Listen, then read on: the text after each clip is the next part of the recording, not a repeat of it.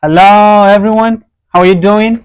How is everything going with you? I believe that everything is okay. My name is Rugwiro. I'm an English teacher. As an English teacher, I meet many different students every time with different questions. It's true that many students face this issue, and I'm here to help you sort it out today. Muraho neza mwese, nizere yuko aho uri hose umeze neza. I often tell you that even if you're not feeling well, you should wait for the future to bring the best things for you. Ugomba kwizera yuko ejo hazaza hazanye ibyiza kurushaho niba utanameze neza so far. Nari ndi kuvuga yuko nk'umwarimu w'icyongereza hari ikibazo nkunda kubazwa cyane. Actually, mbazwa ibibazo byinshi bitandukanye n'abanyeshuri kuko murari n'abanyeshuri in my everyday life mu buzima bwanjye bwa buri munsi. Ariko kimwe mu bibazo abanyeshuri bakunda kugarukaho barambaza bati ese ni kubera iki nshobora kumva ariko jyewe najya kuvuga bikaba ingorabahizi bikananira bikanga neza bikangora. Muri rino somo rero tugiye kureba ubundi ibyo bintu biterwa n'iki, impamvu zitera ibyo bintu ni izihe, ese ubundi icyo kibazo dushobora kugikemura gute, ni gute icyo kibazo gishobora gukemuka kikarangirana n'uyu munsi. Niba ushobora kumva ibintu nawe ushobora no kubivuga, it is possible. Niba ushobora kumva ibintu nawe ushobora kubivuga. Ndaza kubereka impamvu zitera ibyo bintu ndetse ndaza no kubafasha gukemura icyo kibazo. Nkunda kubabwira yuko jyewe iyo ngiye kubabwira ibintu ushobora gukora kugira ngo ubashe kuvuga ururimi neza, I don't speak from nothing. Ntago mbivuga gusa aho mbibonye hose cyangwa mpfa kubivuga kuko ndi umwarimu w'icyongereza, ni nabyo nize muri kaminuza. I did languages for 3 years. Nize indimi n'uburyo bwo kuzigisha muri kaminuza imyaka 3. Rero abantu dukunda kuganira, abantu duhura mu buzima bwa buri munsi, abo twigana barabizi neza yuko ibyo twiga, ibyo mbabwira, tips mbaha ni ibintu ukora kandi bikakugirira akamaro ugatangira kubibona. Niba rero nawe ugihura n'iki kibazo ukumva ibintu ariko we wajya kubivuga, it's like your mind goes blank and you don't know where the words are going. Ni ibintu bibabaza, ni ibintu biri so frustrating, ariko tugiye kureba uburyo icyo kibazo dushobora kugikemura.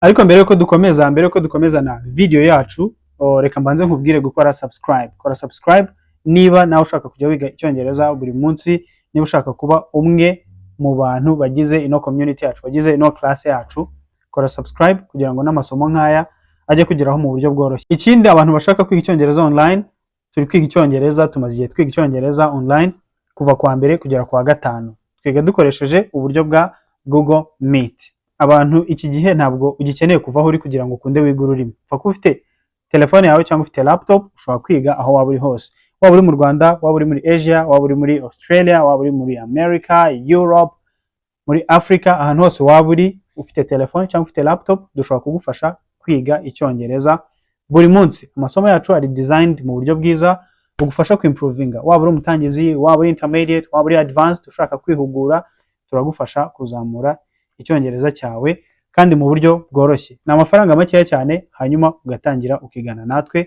from Monday to Friday, kuva kwa mbere kugera kwa gatanu. Abashaka kwiga muri weekend, abahuguka muri weekend, namwe mutwandikire kuri izo contacts, tuganire kuri WhatsApp turebe uburyo dushobora gutangira kuba coachinga, hanyuma ukazamura icyongereza cyawe muri weekend. Rero biterwa n'igihe umuntu ahugukira, wiga mu masaha ari flexible kuri wowe.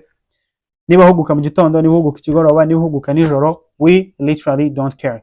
Abantu bajya bakunda kugira imbogamizi ngo ndi mu Burayi, ngo ndi muri Amerika, ngo ndahantu kure, ngo ntabwo ndi mu Rwanda, ngo amasaha ntabwo ahuye. That is never a problem. Ibyo ntabwo bijya bitubera ikibazo na rimwe. We gusa niba ufite ubushake, text us on WhatsApp and you see how you can start learning and improving your English. Twandikire turebe uburyo ushobora gutangira kwimprovinga icyongereza cyawe. Tutagiye rero muri byinshi, let's talk about this. First of all, we are going to see the reasons that can hinder you from speaking. Impamvu zishobora gutuma utavuga. You can listen to many different things, you can read, you can understand, you can follow podcast. It's like, reka dufate nk'uru rugero, ushobora kuba umaze nko kureba film, you have watched a movie, you have watched a podcast, you have followed certain thing and you have understood everything, or you have even read news or anything and you understood almost everything. Wakurikiye amakuru, warebye podcast, warebye movie, ibintu wabyumvise kandi wabirebye mu cyongereza. But when your friend comes to you and they ask you a simple question that requires you to give a response or an answer, your mind goes blank, you don't know where to start. All you can manage to do is just saying, or like, inshuti yawe warebye ikiganiro, wasomye cyangwa ikindi kintu wumvise, movie wakurikiye, ibintu wabyumvise kandi byari mu cyongereza, ariko umuntu arakubajije cyangwa inshuti yawe, umuntu musanzwe muganira akubajijemo akantu kamwe in English, bibaye ngombwa noneho yuko wisobanura, bibaye ngombwa yuko uvuga, bibaye ngombwa ko hari ikintu usobanura, ibintu wari wabyumvise rwose wumvaga unatuje, ariko wajya kuvuga ugatangira ukazana za hesitating words, ya magambo ayo twita hesitating words. It's like, ugasanga kubisobanura biranze. Ibyo bintu biterwa n'iki? Reka turebe impamvu zibitera. Reka rero turebera hamwe impamvu nkenye zitera ibyo bintu, hanyuma turaza no kureba possible remedies, the solutions to that. Impamvu ya mbere buri ugomba gusobanukirwa nuko listening, reading and understanding are receptive skills. Ibi bintu kumva, kwandika cyangwa gukurikira ibintu runaka, kureba movies, uburi kwakira n'ubumenyi, receptive skills n'ubumenyi uburi kwakira, uri kwakira we ntabwo uri guproducing. Abantu bakoze ibintu, bateguye movie bayishyira aho ngaho, uri kwakira. Umuntu yanditse ikinyamakuru runaka, yanditse igitabo, yanditse ibintu runaka, bishobora kuba ari na message bakwandikiye. Wowe rero ikintu ugiye gukora, ugiye kwakira ibyo abandi bateguye. Kwakira rero buriya it's very easy, something very easy, it's not difficult. Receiving is not as difficult as producing. Kwakira biroroshye kurusha nyine wowe kugira ikintu producing. Rero ubumenyi maze kubabwira ni ukwakira, uri kwakira. Ariko iyo ugiye kuvuga ugiye gukora production, you are going to produce something, nawe ugiye kurema ikintu gishyashya. Rero ntabwo biba byoroshye ku producing ikintu gishyashya, bigusaba ngo ubwonko bwawe bukore vuba, buteranye bya bintu byose kandi ubivuge mu gihe gitoya gishoboka. You are going to produce. Ni urugero nshobora kubaha, uri kureba kino kiganiro, you watching this podcast or you watching this lesson, uri kureba kino kiganiro cyanjye, umvise indirimbo runaka, warebye movie, ariko bakubwira ngo nawe genda ukore ikiganiro. It is going to cost you a lot of energy. Bishobora kugutwara imbaraga nyinshi cyane. Bakubwiye ngo nawe ngaho genda ukore movie, biragusaba gutekereza cyane. Rero wari uri ku receivinga, uri kumva, ariko niba ugiye guproducinga biraza kugusaba imbaraga nyinshi. Turaza kureba wabikora gute kugira ngo production nayo ijye korohe. Iyo ni impamvu ya mbere. Impamvu rero ya kabiri niyo twita fear and perfectionism. Fear and perfectionism. Iyo tuvuze fear ni ubwoba. Hanyuma perfectionism nkunda kwivugaho cyane, ushaka kuba perfect, kuvuga ibintu nyine ku kigero cyiza 100%. Ubwoba rero bwo turaza kubisobanura gute. Iyo ugiye kuvuga hari igihe ugira ubwoba, ubwo bwoba buturuka he? Ikintu gituma ugira ubwoba nuko buriya mu mitekerereze yacu ubwonko bwacu buremye ku buryo bugomba kukurinda embarrassment, bugomba kukurinda igisebo. Our brain are programmed in a way that it has to protect you from the embarrassment, guseba, kugaragara nabi. Rero iyo ugiye kuvuga bwa bwoba niho buturuka, utangira kuvuga okay, ngiye kuvuga. Bitandukanye na kwa kundi wiyumviraga, wireberaga ibintu, wisomeraga, nta muntu wakujudginga, nobody was judging you kuko ntawe wabibwiraga. Uramutse uri no kumva abantu ntibabimenye, nobody can tell that you don't understand. Nta n'uwamenya yuko utari kubyumva kuko you are just there, you are silent. Ariko niba ugiye kuvuga, ugiye kubwira abandi bantu, ubwonko bwawe rero buhita butangira kujya muri panic mode, bugatangira kuguprotectinga, bavuga buti ibi nimbivuga so ntabwo bari bubone ko ibintu mbyishe, they are going to think I'm a fool.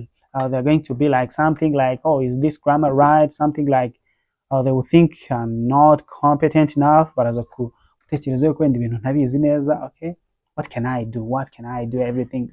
You search everywhere. Ugatangira gushakisha ahantu hose, ubwonko bwawe already bwatangiye gupanika, niho ubwoba buhita buva kuko barashaka yuko uba perfect. Niyo mpamvu twabyise fear and perfection. Ufite ubwoba kandi ushaka kuba perfect. Perfection ni uko kugaragara neza 100%. Ubwo bwoba rero nabwo turaza kureba how can you break that issue, ni gute icyo kintu ushobora kugikemura. Iyo niyo mpamvu ya kabiri. Ubwo bwoba buturuka yuko uri gutekereza kuri judgment, ukuntu abantu bari buze kugufata.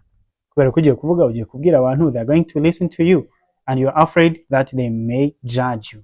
Tekereza ko bashaka kukujudginga, ugahita ugira ubwoba. Kandi iyo wamaze kugira ubwoba n'ahandi even your brain goes blank.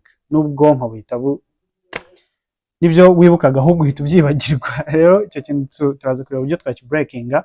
Iyo ni impamvu ya kabiri. Impamvu rero ya gatatu, I just want you to be honest with yourself. Which one do you practice most between producing and receiving? Ari gukora gusohora ibintu bishyashya, kurema ibintu bishyashya no kwakira, we ni ikihe ushyiramo imbaraga cyane, ni iki ukora cyane.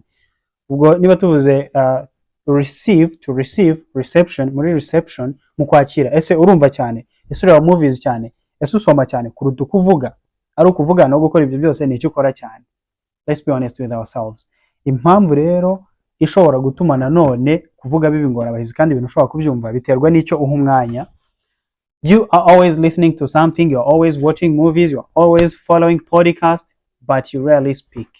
Ibyo bintu byose rwose ukunda kubikora ibindi, ariko kuvuga you don't like speaking, ntabwo ukunda kuvuga.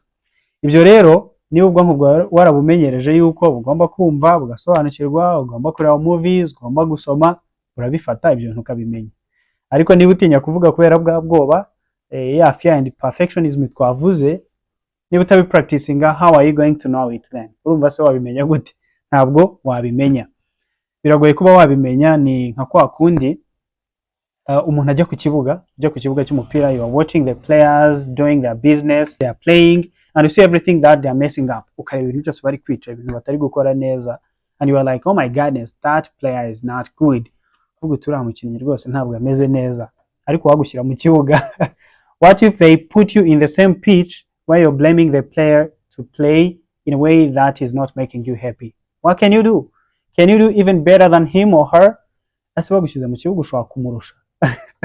Uri kureba, uri receiving, uri kureba ibyo abandi bakora, ariko when it's your turn to do the same thing, it's kind of difficult.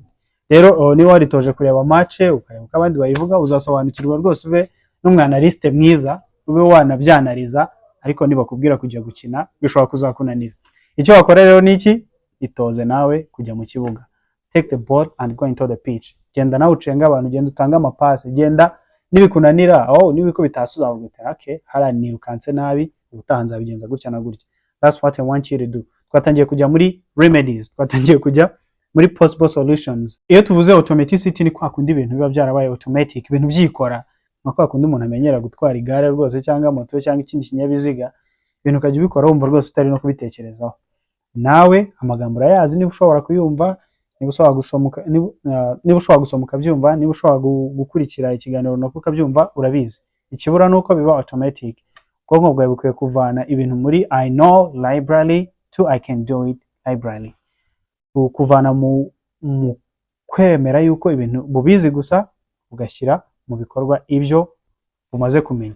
Ibyo ni automaticity. Tuzabikora gute kugira ngo tugire amagambo ari automatic? The first thing we have to understand is that communication is the goal. Ikintu cya mbere mu gukemura ibi bibazo byo kumva ariko ntuvuge, no gutangira gusobanukirwa yuko communication is the goal. Ikintu cya mbere ukeneye, ikintu cya mbere kiri gutuma wiga ururimi, my brother, my sister, you have to communicate. You are learning a language to communicate. Uri kwigira ururimi kugira ngo ucommunicate, ngo ubashe kuvugana n'abantu, ubashe kumvikana n'abantu. Rero badasobanukiwe ururimi, sometimes they can make fun of you. Bashobora kuguseka, bashobora gukora ibintu runaka kubera yuko utavuze ibintu perfectly.